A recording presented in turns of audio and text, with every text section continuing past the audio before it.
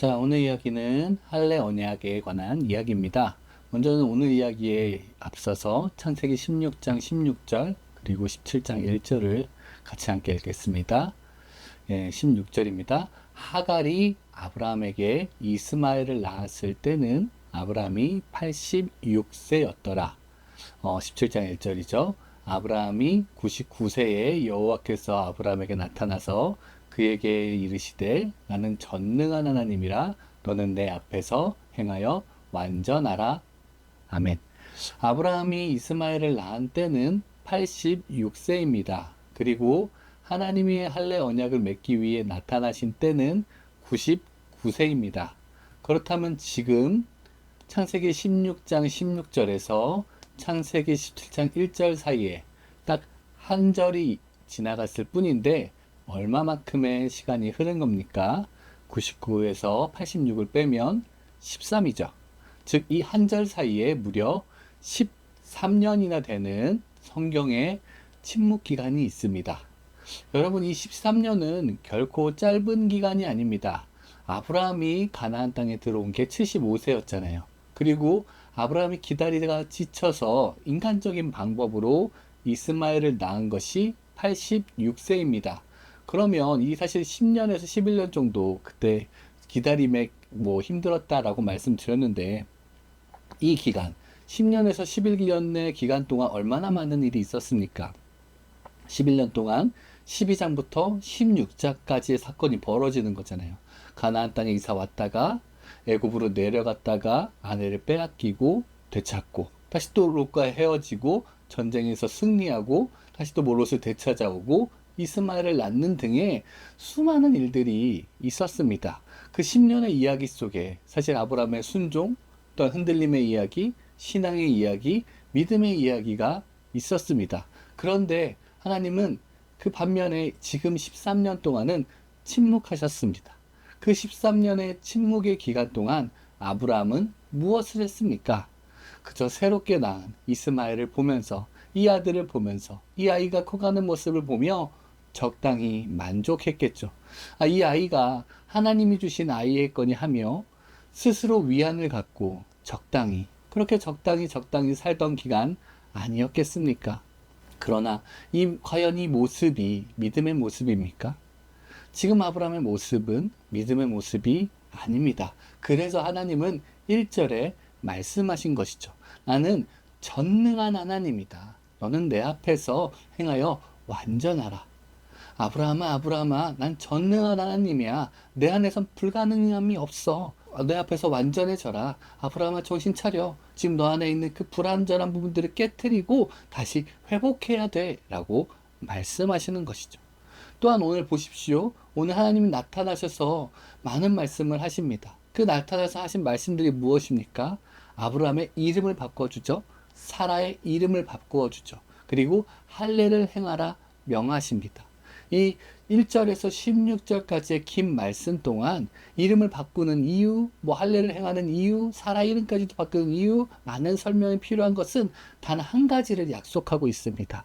아브라함한테 아들을 줄 것이라는 아주 구체적인 약속을 하고 계십니다. 그런데요, 그 기나긴 하나님의 말씀 속에, 그리고 한 가지 중심된 주제, 아들을 주시겠다는 하나님의 확실한 약속을 듣고도 아브라함은 어떻게 반응합니까? 17절, 18절을 읽겠습니다. 아브라함이 엎드려 웃으며 마음속으로 이르되 100세 된 사람이 어찌 자식을 낳을까? 사라는 90세니 어찌 출산하리요? 하고 아브라함이 이에 하나님께 아뢰되 이스마엘이나 하나님 앞에 살기를 원하나이다. 아브라함은 엎드려 웃었습니다. 그리고 믿지 않았습니다. 100세 된 사람이 어찌 자식을 낳을까? 사라는 90세니 어찌 출산하리요? 라고 말하며 두 번이나 스스로 안 된다고 말합니다. 내가 나이가 많아서 안 돼. 내 아내가 나이가 많아서 안 돼. 그리고 하나님 앞에서 난 안 돼. 라고 말하며 차선책을 말합니다. 이스마엘이나 하나님 앞에서 살기를 원하나이다. 이 모든 반응을 봤을 때 믿음의 반응이 아니라 불신의 반응일 뿐입니다. 그러자 하나님은 다시 한번 말씀하십니다. 이스마엘이 아니다. 아브라함이 낳게 될 아들 이삭이 있다라고 말씀하시며 아들을 주실 것을 다시 한번 확정하신 후 떠나가십니다. 그리고 아브라함은 그날, 이 날에 모든 집안에 있는 종들을 포함해서 모든 남자들에게 할례를 행했습니다. 여러분, 오늘 이야기 어떻게 보십니까? 먼저 할례를 행했는데 이 할례의 의미가 무엇입니까? 이 단순히 할례는 어떤 살갗을 자르는 것, 표피를 자르는 그 겉모습 자체에 의미가 있는 것이 아닙니다. 할례의 가장 큰 의미는 7절에 있습니다. 7절을 같이 읽겠습니다. 내가 내 언약을 나와 너 및 내 대대 후손 사이에 세워서 영원한 언약을 삼고 너와 내 후손의 하나님이 되리라. 10절도 읽을게요. 너희 중 남자는 다 할례를 받으라. 이것이 나와 너희와 너희 후손 사이에 지킬 내 언약이니라. 할례는요, 아브라함과 아브라함의 모든 후손이 하나님과 맺은 언약입니다. 하나님께서는 할례를 행한 아브라함과 아브라함의 모든 후손에게 영원한 하나님이 되어 주시겠다는 약속이었습니다. 즉 할례는 하나님과 아브라함 사이에 또한 그 후손들에게 영원한 하나님이 되어 주시겠다는 변치 않는 약속입니다. 여러분, 지금 이것은 약속인데 특별히 언약이라고 부릅니다. 언약이라는 건 무엇입니까? 언약은 변하지 않는 약속을 말합니다. 사실 우리는 약속을 많이 해요. 인간과 인간이 하는 것은 그냥 약속입니다. 그러나 하나님과 인간이 맺는 약속은 언약이라고 부릅니다. 약속과 언약의 본질적인 차이는 똑같은 약속인데 변하느냐, 변하지 않느냐의 차이입니다. 사실 우리는 많은 약속을 합니다. 사회를 살면서, 세상을 살면서 많은 약속을 하지만 사실 그 약속들이 100% 완벽하게 지켜지지는 않습니다. 사실 되게 사소한 약속인데도 우리가 자녀들하고 또 아이들하고 소소한 약속을 한 것조차도 내 소중한 자녀에게, 내 귀한 자녀에게 한 약속인데도 사실 모두 다 그 약속을 지키는 것은 생각보다 쉽지 않죠. 왜요? 우리는 연약한 인간이니까요. 그런데 언약은 다릅니다. 언약은요, 변하지 않아요. 왜 변하지 않습니까? 사람이 아니라 약속하신 하나님이 변하지 않으시기 때문입니다. 인간은 변할지라도 약속하신 하나님이 변하지 않으십니다. 오늘 아브라함을 보세요. 13년의 침묵 기간 동안 아브라함의 믿음은요, 점점 잃어갑니다. 이스마엘로 적당히 만족합니다. 사실 궁극적으로 봤을 땐 믿음이 흔들리고 있는 상태입니다. 그러나 하나님은요, 변하지 않으셨습니다. 신실하십니다. 아브라함에게 다시 찾아오시고 다시 한번 약속을 주십니다. 이름을 바꾸라고 하십니다. 할례를 행하라고 말씀하십니다. 여러분, 할례는요, 언약을 몸에 새기는 겁니다. 우리 몸에 할례를 행함으로 변하지 않는 약속을 상징적으로 몸에 새기는 거예요.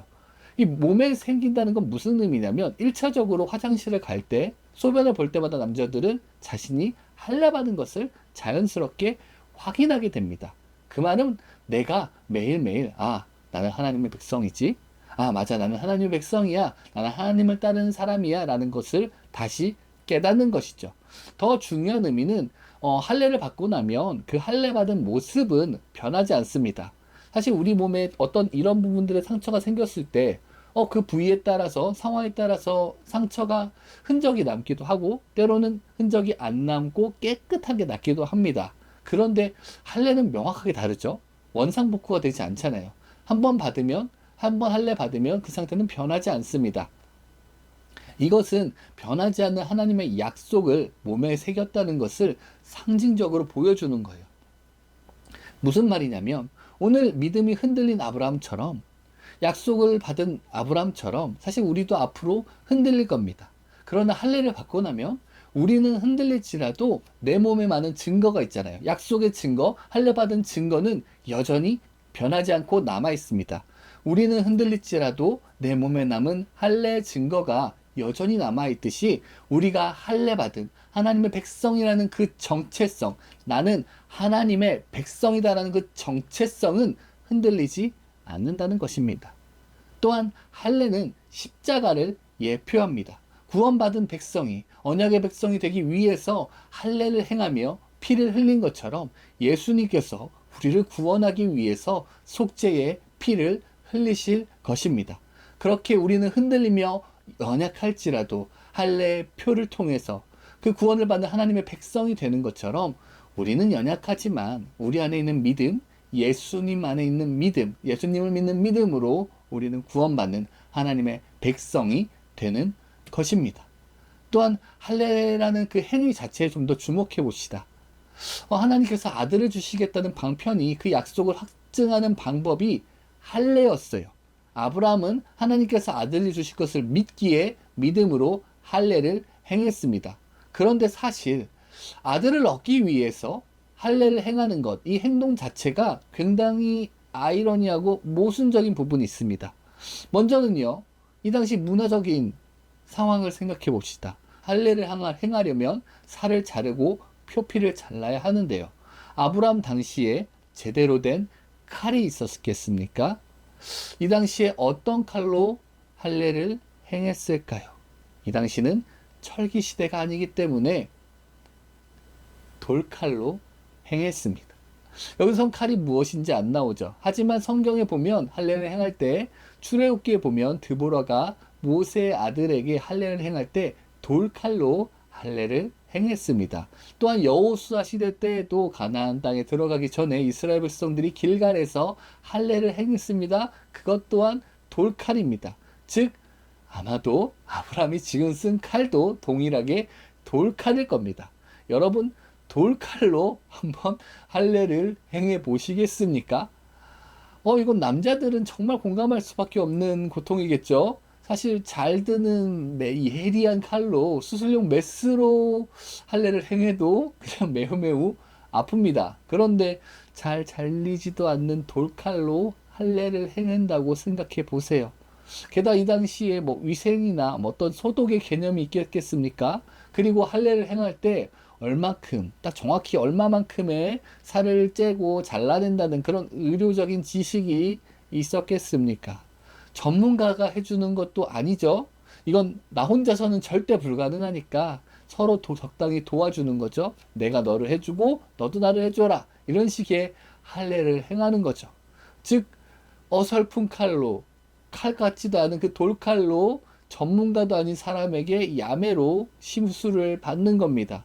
즉 지금 시대보다 상처는 훨씬 더 클 수밖에 없고 깊을 수밖에 없고 잘 잘라지지 않아서 시술을 할 때 고통은 몇 배가 되며 사실 마취제도 없었을 것이고 상처는 크고 깊으니 아무는 시간까지도 훨씬 오래 걸리며 이것은 사실 감염의 문제까지도 생길 수 있습니다.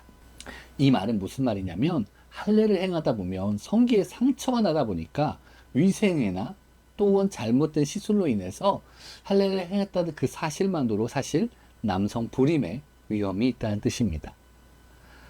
아들을 주시겠다는 그 약속을 믿고 하나님의 약속을 믿고 행하는 것이 할례인데 사실 그 할례라는 방법 자체가 오히려 남성 불임의 위험을 안고 있는 것입니다. 그럼에도 불구하고 이 모든 것을 알면서도 아브라함은 할례를 믿음으로 행하고 있는 것입니다. 결국 지금 아브라함이 지금 상황적으로 봤을 땐 이스마엘로 적당히 만족하면서 믿음이 흔들리고 있었던 것은 분명하지만 분명한 건 또 이 약속을 받은 그날 이 모든 위험을 알면서도 아브라함이 하나님이 말씀하신 그날에 집안에 있는 모든 사람에게 할례를 행했다는 것, 불임의 위험이 있는 할례를 행했다는 것은 이 또한 아브라함의 믿음을 간접적으로 보여주는 것입니다. 약속을 이루실 그 하나님을 믿고 신뢰하는 아브라함의 믿음 또한 보여주는 것이죠. 오늘 말씀을 적용해 봅시다. 오늘 말씀을 보면서 아브라함을 탓하지는 맙시다. 아브라함의 연약한 모습이 바로 우리의 모습입니다. 내 모습입니다. 우리는 아브라함처럼 흔들릴 때가 없으니까 하나님의 약속을 제대로 기다리는 것이 아니라 적당히 인간적인 방법들로 만족하면서 이게 하나님이 주신 것이야. 이게 하나님이 주신 방법이야 라고 생각하며 스스로 적당히 타협하고 있지는 않습니까?